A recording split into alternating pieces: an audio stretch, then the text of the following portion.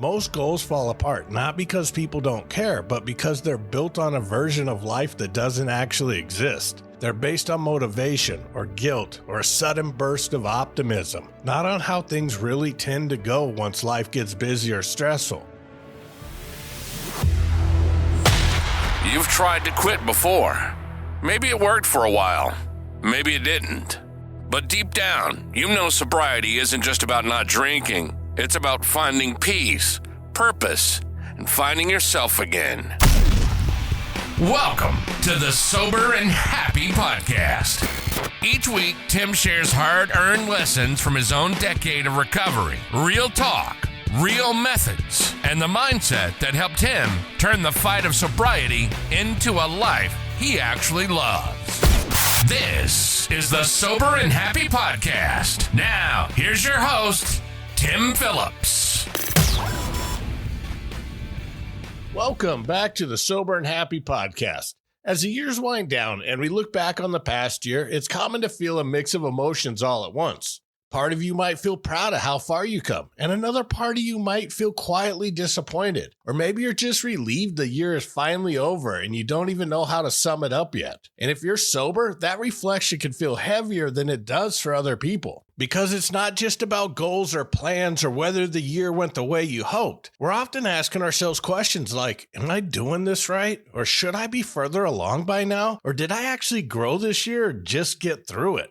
A lot of people deal with that by not looking back at all. Others go the opposite direction and turn the end of the year into a full-on self-critique. I've done both extremes way too many times and neither one really helps. So this week, I want to talk through a different way of looking at the year you just lived. Not as a highlight reel and not as a list of everything you wish you've done better, but as something you could actually learn from without beating yourself up. We'll look at how to reflect on the year in a way that's honest, especially through the lens of sobriety, and then how we could use that reflection to think about next year in a way that actually fits your real life, not some ideal version of you that only exists in your head. So if this year felt messy or unproductive or unfinished, or if you're not even sure how to evaluate that yet, that's okay. You don't need to have some perfectly packaged takeaway before you even start reflecting on it. And honestly, that's exactly where I was when I started looking back on my own year. Because when I first did that, the temptation was to judge everything based on what I planned at the end of last year. I had big plans for this podcast. I had momentum, ideas, and a pretty clear picture in my head on how I thought this year was going to go.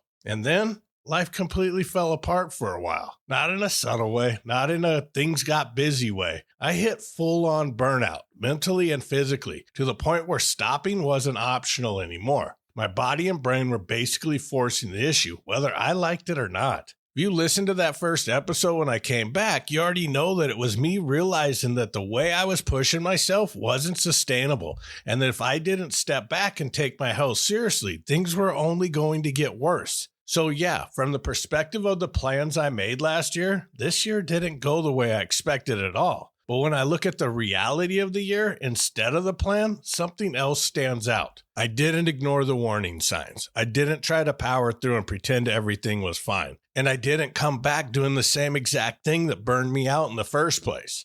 I paused. I focused on getting my mental and physical health back on solid ground. And when I did come back to the podcast, I came back with a lot more clarity, especially around my limits, my challenges, and how I actually need to work if I want this to be sustainable long term. None of that was part of the original plan, but all of it mattered more than the original plan. And this is what I mean by looking back at reality instead of resolutions. Because sometimes the most important progress you make in a year isn't forward motion. It's realizing you can't keep going the way you were and choosing not to repeat the same cycle again. And once you really see that, something else usually becomes clear too. Because even though it's often easiest to point to the moments where we struggle, bad day, the argument, the stressful situation, the thing that caught us off guard, when you zoom out and look at the bigger picture, you start to see that those moments usually aren't the whole story. What really matters is what tends to happen around those moments, the patterns that show up before them and the habits that follow after.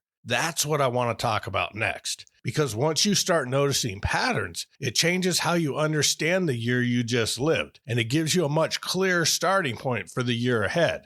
When people hear the word patterns, they usually assume we're talking about what went wrong. And yeah, some of that matters, but patterns aren't just about the places you struggled. They're also about the places where things slowly got easier, maybe without you even noticing. So instead of asking, what did I mess up this year? A better question is, what kept showing up? For some people, the pattern might be that stress piles up quietly until it spills over. For others, it's isolation, pulling back a little at a time without realizing how disconnected they've become. And especially in sobriety, those patterns matter because the isolated events usually make more sense once you see what led up to them. But here's the part that often got skipped.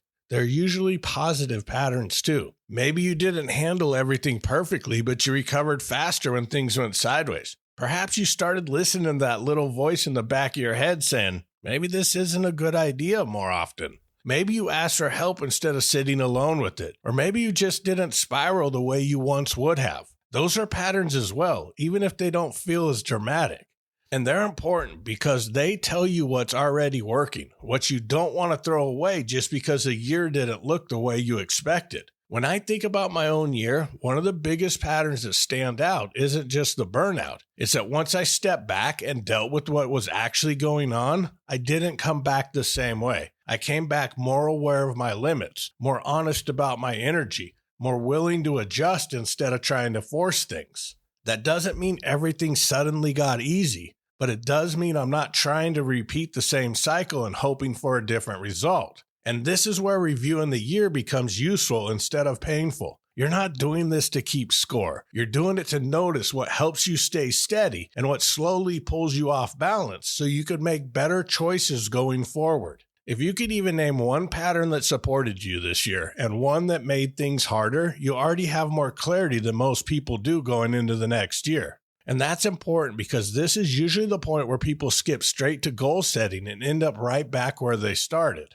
Most goals fall apart, not because people don't care, but because they're built on a version of life that doesn't actually exist. They're based on motivation or guilt or a sudden burst of optimism, not on how things really tend to go once life gets busy or stressful. So instead of asking, what do I want to accomplish next year? I think a more useful question is, what do I want to support differently the next year? Because once you've seen your patterns, your goals don't have to be dramatic. They just need to work with your reality instead of against it. For example, if one of your patterns this year was that things went better when you had more structure, the goal doesn't have to be that you be disciplined all the time. It might be protecting a few non-negotiables that help you stay grounded. If you notice that isolation makes things harder, the goal doesn't need to be present in all your relationships. It might be committing to one consistent point of connection that you don't talk yourself out of when you're tired. And if you realize that pushing yourself too hard led to burnout, maybe the goal isn't doing more. Maybe it's learning where to ease up before things start falling apart again. This is especially important in sobriety because your goals shouldn't compete with your recovery. They should support it. If your goals require you to run on empty, ignore warning signs, or constantly white-knuckle your way through the year, they're probably setting you up for trouble. And this is where I think people overestimate how much change they need. You don't need a total reset. You don't need a long list of resolutions. And you don't need to become a completely different person by January 1st. You just need one or two clear focuses that respect what this year already taught you. Because when your goals are built on awareness instead of pressure, they're a lot more likely to last and a lot less likely to turn into another cycle of making and breaking resolutions. And I think that's really the point of all this. Looking back at a year isn't about deciding whether it was good or bad. It's about understanding yourself a little better than you did before. What supports you? What drains you? What helps you stay steady? And what quietly pulls you off balance? If this year felt messy or slower than you expected or not at all how you planned, that doesn't mean it was a waste. A lot of growth doesn't feel impressive while it's happening. It just feels uncomfortable or inconvenient or unfinished. So instead of trying to close the book on this year with a bunch of pressure or big promises, I'd encourage you to keep it simple. And with that being said, here's the weekly challenge I want to leave you with. Take a few minutes sometime this week and just answer 3 questions for yourself. First, what's one way you showed up better this year than you would have a year ago? Second, what's one pattern you want to handle differently next year? And third, what's one small habit or boundary you want to keep in place next year because it helps you stay steady? That's it. You don't need all the answers. You don't need a perfect plan. And you definitely don't need to have January all figured out. You just need to stay honest, stay curious, and keep going. Thanks for being here. Happy New Year's. And as always, keep living sober and happy. Thanks for listening to the Sober and Happy podcast with Tim Phillips. If today's episode connected with you, share it with someone who needs it. You can follow Tim on social at I Am Sober and Happy and visit soberandhappy.com for tools, motivation, and more episodes. Remember, quitting drinking is just the beginning. The real goal is learning to love yourself and love your life. This has been the Sober and Happy podcast. See you next time.